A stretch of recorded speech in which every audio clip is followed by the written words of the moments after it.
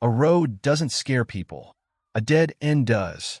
That's the trick this show pulled on us 4 seasons in a row. Every character who drives into this town eventually finds the same thing. A tree across the road, a loop back to Main Street, a map that never gets bigger no matter how far they walk. And for years, the internet treated that like a puzzle. Where is this place? What state is it in? Is it a simulation, a purgatory, another dimension?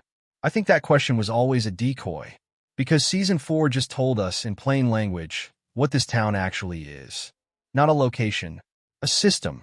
And systems don't need a location. They need input. Today we're breaking down what that input is, why the town keeps demanding it, and why one word, a word small children have been repeating since episode 1, might be the only weapon anyone in this show has ever actually had. Let's get into it. Quick refresher for anyone catching up before Season 5 drops. From starts the way a lot of horror stories start. A family, a car accident, a town that shouldn't exist on any map. Standard setup. What's not standard is how long this show has let that setup breathe. 4 full seasons of people surveying tree lines, climbing radio towers, mapping every road in and out, and getting nothing. Not a landmark. Not a signal. Nothing. Here's the detail I want you to sit with because it's the one most recap videos skip past. If this town were simply hidden, tucked away somewhere on Earth that people haven't found yet, then effort should produce results. Somebody should eventually get closer. That's how hidden things work. You search long enough, you find the edge. Instead, every expedition in this show accomplishes the exact same thing. More mythology, zero geography. The town doesn't behave like something that hasn't been found. It behaves like something that was built so that finding it wouldn't matter. And once you notice that, the smaller details start reading differently too. Power with no visible grid. Livestock in a place cut off from every supply chain. Whether that shifts on a dime. None of that is random weirdness for its own sake. It's consistent, and consistency is usually the fingerprint of design, not chaos. So here's the actual reframe this show has been building towards since day one. Stop asking where this place is. Start asking what it's trying to hold on to. Season 4 finally said it plainly, so let's say it plainly too. Generations ago, before this town looked anything like it does now, the original residents made a trade. They gave up the town's children in exchange for something that sounds a lot like eternal life. Not a war, not an accident, a transaction negotiated and accepted.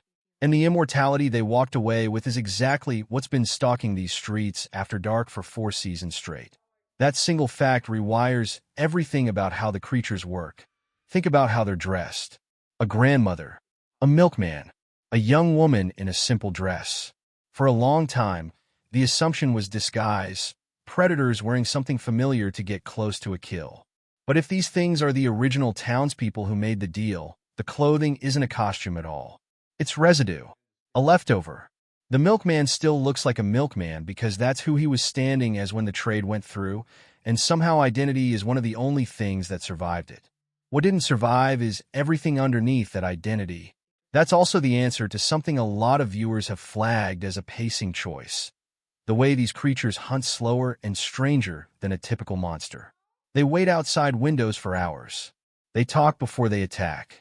Multiple characters have pointed this out on screen, and I don't think that's just tension building for its own sake. A person can act like an animal. A function can't. Something bound permanently to a system doesn't need to rush, because it isn't hunting, it's performing a role it's locked into. Which brings up the actual plot hole this show has been quietly building toward answering. If the trade already happened generations back, why does the town need new arrivals at all? A closed deal doesn't need new signatures, unless it was never a one-time purchase, unless it's a subscription. For most of the show's run, one word has floated through nearly every unsettling scene involving the town's ghost children. It shows up as a chant, almost always from a circle of kids in filthy white dresses, almost always aimed at whoever's closest to real danger. The show didn't translate it for years.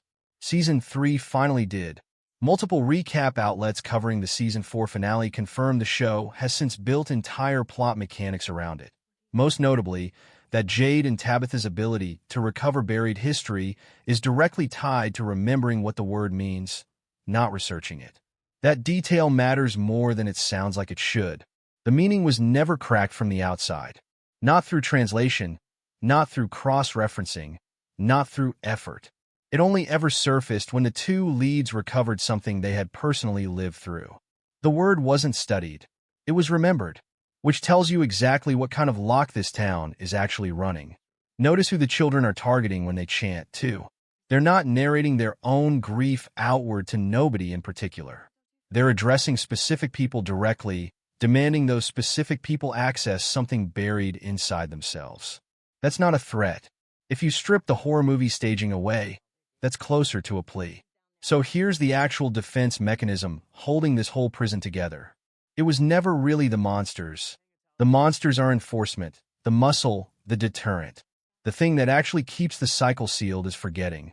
As long as the people capable of ending this don't remember they've been here before, the system stays safe. The children are asking people to remember because forgetting is the lock, and memory is the only key anyone in this show has ever found that actually works. Let's move off theory for a second and look at what's now confirmed on screen, because Season 4's finale, titled If a Tree Falls in the Forest, did more heavy lifting than most recap coverage gives it credit for.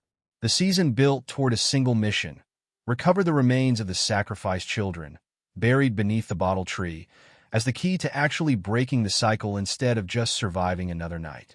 Jade and Tabitha go down into the cavern to retrieve those bones while the rest of the town works to physically pull the bottle tree out of the ground to create an escape route. It goes wrong.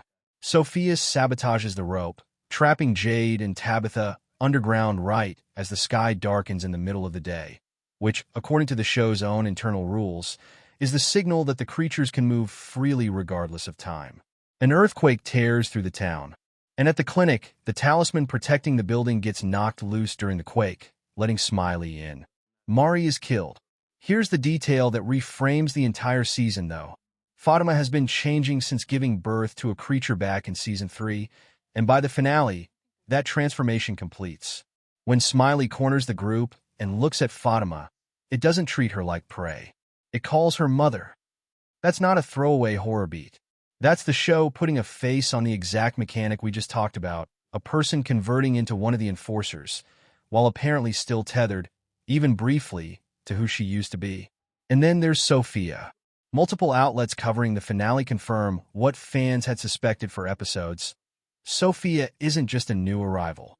She's the man in yellow, wearing a stolen identity, and she spends the finale doing something that looks less like random cruelty and more like maintenance.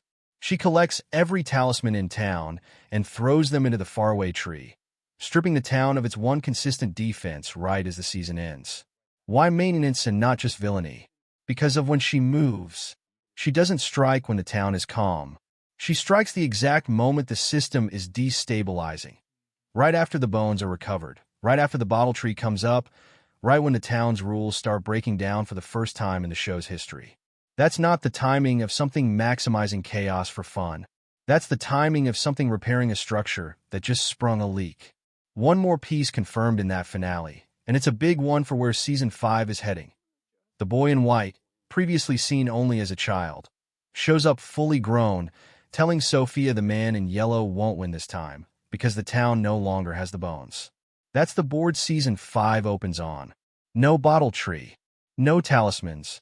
A missing set of remains the enforcement side clearly needs back. And a formerly child character who just aged up in a way the show has never explained. Now here's where I want to push past what's been officially confirmed and get into pattern recognition, because this show has quietly repeated the same character shapes across every group of arrivals it's ever trapped. There's always someone who remembers, even in fragments. Someone who treats the horror like a system to be decoded instead of just survived. Someone who protects the people around them almost on instinct. Someone who can reach the ghost children when nobody else can. And reliably, someone who cracks under the pressure and turns on the group to save themselves. The names change.